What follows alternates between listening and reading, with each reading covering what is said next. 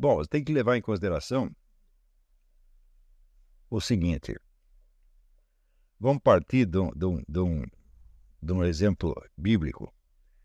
Quando perguntam a Jesus, é lícito o homem se divorciar da mulher e casar com outra? Porque diz, Moisés nos autorizou a fazer isso. E daí Jesus responde, ele autorizou isso por causa da dureza do seu coração. Mas, no princípio, no começo, não era assim. Ou seja, isso quer dizer que o casamento indissolúvel, né, era uma coisa que estava dada na origem do ser humano, no paraíso terrestre. Então, o homem foi feito originalmente para ele se unir com uma mulher e permanecer com ela o resto da vida. Porém, isto é realmente, segundo está ali, o que está ali na Bíblia, vamos dizer, é o protótipo do ser humano antes da queda. Isso não é mais a natureza humana tal como está hoje. E é evidente que aquilo que estava no princípio, tá certo? Deve ser, evidentemente, o modelo ao qual todos tendemos. Porém, é absolutamente ridículo você achar que uma perfeição paradisíaca pode ser instaurada mediante decreto. Tá certo? Então, o ser humano viverá sempre nesta tensão entre o que ele era no princípio e aquilo que ele consegue ser agora. Entendeu? Essa tensão, ela não tem solução. E quando você tenta resolvê-la à força, acontece exatamente o que você está dizendo aqui. Por exemplo, eu mencionei, aulas atrás, a diferença que existe entre uma proibição moral e uma inibição psicológica. Se um determinado mandamento moral está incorporado, ele já não é apenas um ensino, alguma coisa que Jesus Cristo ensinou lá a 12 apóstolos e está pregando do Sermão da Montanha, já não é mais isso, ele já é uma instituição, ele é uma lei, ele foi incorporado por toda a sociedade, as pessoas julgam de acordo com esse critério, isso está incorporado nas leis e consolidado em castigos civis e penais. Então, existe uma pressão monstruosa, não apenas, vamos dizer, da igreja, mas do mundo, para que você se comporte desta ou daquela maneira. Tá certo? Então, eu digo, isso tem uma possibilidade muito maior de criar uma inibição emocional do que criar uma obediência moral verdadeira. Porque toda esta pressão, ela vai operar em cima do medo. Medo do quê? Medo de ir para o inferno, medo de não ir para o céu. Eu digo, você não vai dizer que esses medos post-mortem são mais presentes para você do que a pressão da sociedade e o medo de ir para a cadeia ou de perder o emprego. Não é assim. Quando você chega neste ponto, onde você tem mais medo de ir para o inferno do que medo de ir para o gulag, você é um santo.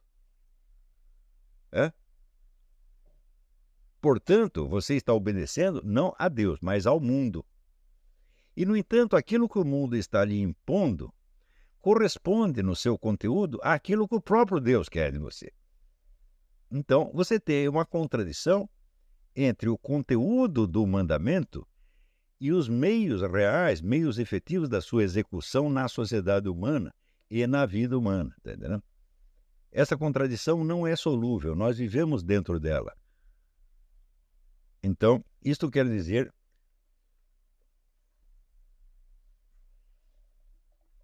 que isso é agora entrei na opinião pessoal, né? Eu acho que você só consegue realmente obedecer a Deus quando você não obedece mais o mundo.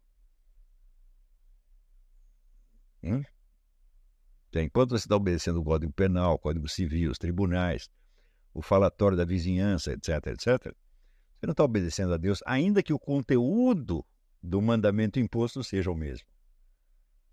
Porque é o problema de perante quem você está cedendo. Perante um Deus que você não vê? Perante um Deus que você sabe que é amor infinito e que fará tudo para perdoar você? É desse que você está com medo? Ou é com medo do falatório da vizinhança? com medo do juiz, com medo da polícia, etc, etc. Então, quando a Bíblia diz que a alma tem 3 inimigos, o mundo, o diabo e a carne, você precisa ver que você corre de um desses inimigos e cai na mão do outro, né? Então, isso não é fácil. Então, é por isso mesmo que o Cristo diz que você deve perdoar a pessoa não 7 vezes, mas 7 vezes 70. Não é isso? Agora, acontece que todo mandamento, tudo aquilo que é imposto como uma ordem, cria para os beneficiários indiretos um direito. Então, se você é obrigado a ser fiel à sua esposa, ela tem o direito à sua fidelidade, ou seja, ela é beneficiária do mandamento que pesa sobre você. Não é isso? No instante em que esse mandamento é incorporado no Código Civil, ele não depende mais da sua origem divina. Ele funciona mesmo se você não acredita em Deus. É? Tá certo? Então você acaba acreditando que aquilo é um direito natural, inerente à sua pessoa, quando na verdade não é. É? Por quê? Quando Jesus diz, não era assim que era no princípio. Será que Jesus não foi informado da queda? Será que não foi informado que a natureza humana já não é a mesma? E que não basta você mandar para que as coisas aconteçam. Se ele mandar, sim, porque ele é o Logos Criador. O que ele diz, acontece. Mas nós não somos assim.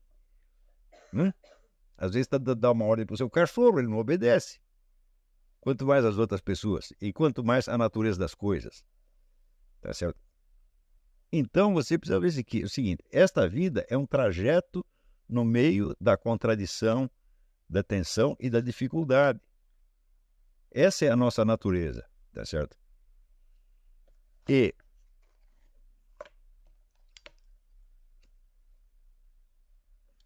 você verá, quando você reza o rosário, não tem entre os mistérios dolorosos, o quarto mistério é Jesus carregando a cruz.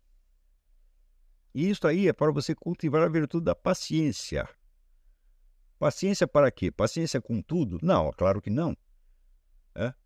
Mas paciência para com você mesmo e para com os seus irmãos, os seus semelhantes. Né? Sabendo que eles não vão se tornar perfeitos do dia para a noite só porque você mandou. E que nem mesmo você tem a capacidade de obedecer a esta ordem. Então, na nossa vida pessoal, nós sabemos que nós vamos errar muitas vezes e vamos depois confessar nossos pecados e ser absolvidos e tentar de novo, e de novo, e de novo. Todos nós sabemos que é assim. E na igreja é assim. Eu digo, mas na sociedade civil pode ser assim? A igreja pode te absolver, os teus pecados. Então, está absolvido, está absolvido. Só que, eu digo, e as penalidades temporais? E a pressão da sociedade? A sociedade não é a igreja. A igreja está aí para te perdoar e para te levar para o céu. A sociedade está aí para mandar em você, porra. E acontece que quais são as relações entre a igreja e a sociedade? Elas também são ambíguas. Por exemplo, entre a igreja e o Estado. Sempre foi uma relação ambígua. Tá certo? Nunca foi uma relação pacífica. Nunca houve uma perfeita identidade entre as duas coisas e nem uma perfeita separação. Tá certo? Então, nós todos temos que parar de tentar viver por modelos estereotipados que estão na nossa cabeça e aceitar a realidade como ela é. Então, você saber que uma coisa é errada em termos da perfeição primordial não quer dizer que ela possa ser suprimida da vida desta terra. Não é isso? Então, mas quando os valores bíblicos são incorporados na legislação, eles se tornam instrumentos temíveis de escravização do indivíduo, não a Deus, mas ao mundo. Então, esta ambiguidade, que isso está muito bem observado isso aqui. Já pergunta, eu estou obedecendo isso porque estou com medo de quem? Não é isso? Então, claro que o ideal é você cada vez ligar menos para a autoridade terrena e seguir mais a Deus. Muitas vezes você vai escandalizar as pessoas por causa disso. Elas não vão te compreender como não compreendeu o próprio Jesus Cristo, É isso? Porque Jesus Cristo fazia tudo direitinho conforme as autoridades civis mandavam? Não, ele não era contra a autoridade civil, mas às vezes simplesmente não dava para contentar todo mundo, entendeu? Não dá para contentar a sociedade humana. A sociedade humana é composta do entrechoque de opiniões, desejos contraditórios. Quer dizer, a simples ideia de contentar a todo mundo é autocontraditoria. Então,